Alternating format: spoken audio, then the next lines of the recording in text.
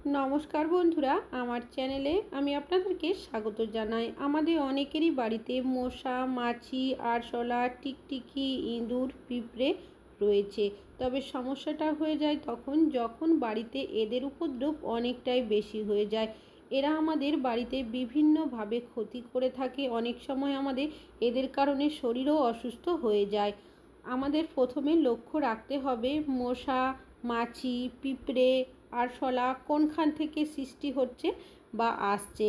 সেটা যদি বন্ধ করতে পারেন তাহলে দেখবেন বাড়িতে কিন্তু আর একটাও মশা, মাছি, পিঁপড়ে, আরশোলা কোনো কিছুই থাকবে না। তবে কোনোভাবে যদি বাড়ির বাইরে থেকে ইঁদুর, আরশোলা, মশা চলে আসে তাহলে আপনারা কিভাবে কোনো রকমের ওষুধ ব্যবহার বা কেমিক্যালের ব্যবহার ছাড়াই বাড়ি থেকে তাড়িয়ে দিতে পারেন তেমনই একটা পাওয়ারফুল টোটকা আমি আপনাদের কাছে শেয়ার করব। এতে করে আলাদা করে কোনো রকমের টাকা খরচও কিন্তু করতে হবে না। চলুন দেখে নেওয়া যাক কীভাবে। নিয়ে নিতে হবে আমাদের লেবু আমরা বিভিন্নভাবে ব্যবহার করে থাকি। তবে এখানে কিন্তু আজ আমরা মশা, মাছি, আরশোলা, টিকটিকি, ইঁদুর তাড়ানোর ক্ষেত্রে ব্যবহার করব। এখানে যে লেবুর রসটা রয়েছে সেটা কিন্তু ব্যবহার করব না, লেবুর খোসাটারই ব্যবহার করব। তবে আপনারা চাইলে খারাপ হয়ে যাওয়া লেবুরও এখানে ব্যবহার করতে পারেন। এই লেবুগুলো যেহেতু বাড়িতে অনেক দিন ধরেই ছিল, যার কারণে অনেকটাই শুকিয়ে এসছে, খুব বেশি রস নেই, তাও যেটুকু রয়েছে রসটা আমি বের করে রেখে দেব। আর লেবুর খোসাগুলো এখানে ব্যবহার করব।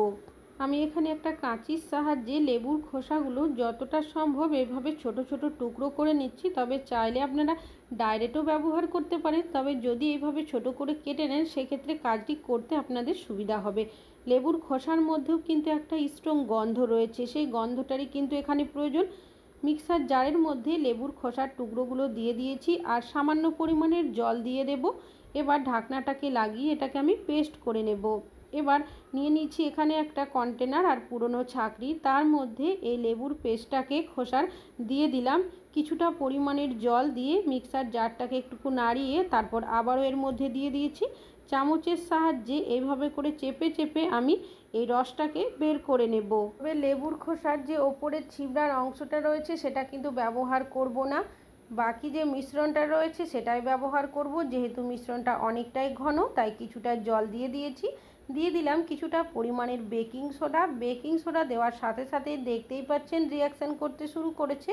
এবার এর মধ্যে দিয়ে দেব সামান্য পরিমাণের লবণটা দিয়েও আবারও আমি এইভাবে মিশিয়ে নেব। আর দিয়ে দিচ্ছি কিছুটা পরিমাণের ডিটারজেন্ট পাউডার, আপনারা চাইলে এখানে শ্যাম্পুরও ব্যবহার করতে পারেন।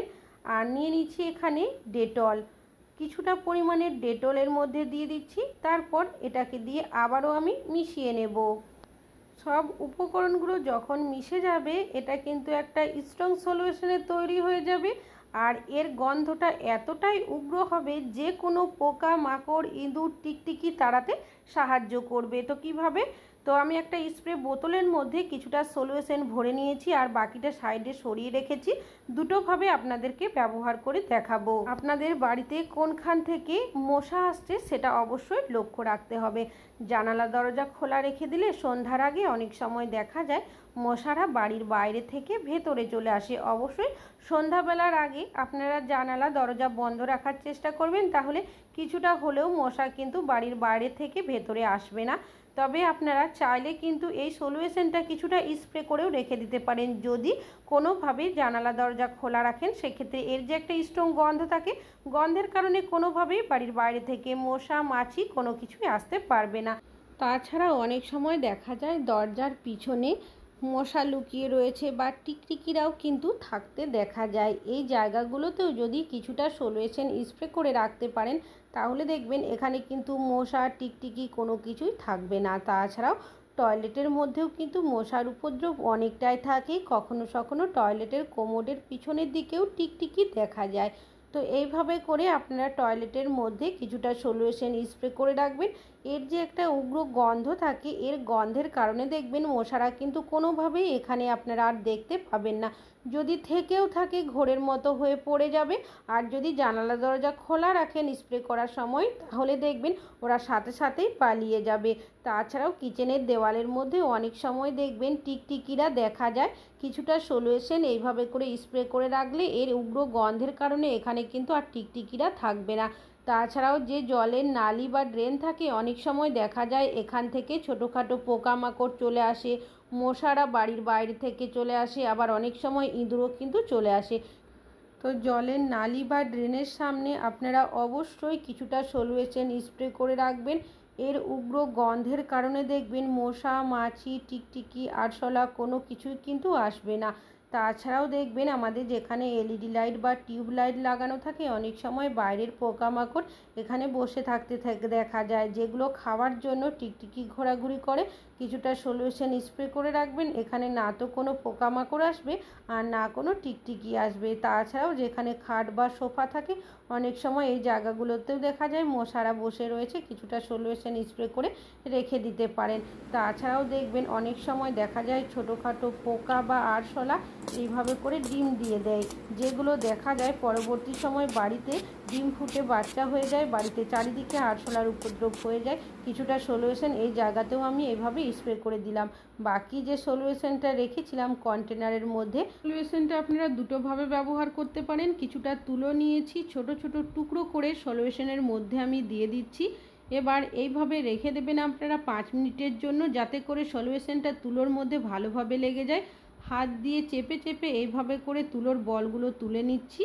এগুলো আপনারা কোথায় ব্যবহার করবেন, যে জায়গাতে আপনারা স্প্রে করতে পারবেন না সেই জায়গাতে ব্যবহার করবেন, আর বাকি সলিউশনটা পরে দেখাচ্ছি কি কাজে ব্যবহার আমরা প্রত্যেকেই কম বেশি করে থাকি। তবে যখন আমাদের রান্নাবান্না করা হয়ে যায়, রাত্রেবেলা কিচেনের লাইট অফ করে শোয়ার জন্য চলে যায়, তখন দেখবেন খাবারের গন্ধ শুকিয়ে অনেক সময় ইঁদুর চলে আসে, আরশোলা চলে আসে, ছোটোখাটো পোকামাকড়ও চলে আসে, আর এই জায়গাগুলোতে স্প্রে করে রাখতে পারি না। সেক্ষেত্রে তুলোর বলগুলো দিয়ে রাখবেন। এর উগ্র গন্ধের কারণে এখানে কোনো ছোটোখাটো পোকামাকড়, আরশোলা, টিকটিকি কোনো কিছুই আসবে না। তাছাড়াও যেখানে মশলার ডিব্বা বা কৌটো রাখি অনেক সময় এই জায়গাগুলোতেও দেখা যায় ইঁদুর, টিকটিকি বা ছোটোখাটো পোকামাকড় ঘুরে বেড়াচ্ছে। তো কিছু বলগুলো এই জায়গাতেও যদি দিয়ে রাখেন এর উগ্র গন্ধের কারণে এখানেও আসবে না। তাছাড়াও আলমারির তলা, ফ্রিজের তলা এই জায়গাগুলোতেও দিয়ে রাখতে পারেন। রাত্রেবেলা অনেক সময় এই জায়গাগুলোতেও দেখা যায় ইঁদুর ঘুরে বেড়ায়। তাছাড়াও আমাদের যে কিচেন সিঙ্ক বা ওয়াশ বেসিন থাকে এখান থেকেও দেখা যায় রাত্রেবেলা ছোটোখাটো পোকামাকড়, আরশোলা উঠে আসে, এখানেও কিন্তু অবশ্যই তুলোর বলগুলো দিয়ে রাখতে পারেন। তাছাড়াও আমাদের অনেকেরই বাড়িতে কার্টনের বক্স বা পুরনো কাঠের আসবাবপত্র রয়েছে, যেগুলো আমরা কোনো কাজে ব্যবহার করি না। দীর্ঘদিন বাড়িতে থাকার কারণে এখানেও দেখা যায় ছোটোখাটো আরশোলা বা পোকামাকড় সৃষ্টি হয়। এই জায়গাগুলোতেও অবশ্যই তুলোর বলগুলো দিয়ে রাখবেন। এতে করে দেখবেন যদি বাড়িতে কোনো আরশোলা, টিকটিকি, ইঁদুর থেকে থাকে তারা কিন্তু চলে যাবে উগ্র গন্ধের কারণে। আর বাকি যে সলিউশনটা রয়েছে সেটা আপনারা কিভাবে ব্যবহার করবেন, আমরা প্রত্যেকেই ঘর মোছার জন্য জলের মধ্যে ফিনাইল বা বিভিন্ন ধরনের ফ্লোর ক্লিনারের ব্যবহার করে থাকি, যেগুলো অনেকটাই দাম দিয়ে কিনে নিয়ে আসি। তো এইভাবে আপনারা একটা সলিউশন বানিয়ে নেবেন, তারপর যদি ঘর মোছেন এক ঢাকনা মতো দিয়ে, তাহলে দেখবেন আপনাদের আলাদা করে কোনো রকমের ফিনাইল, লাইজয়েল কোনো কিছুই কিনতে হবে না।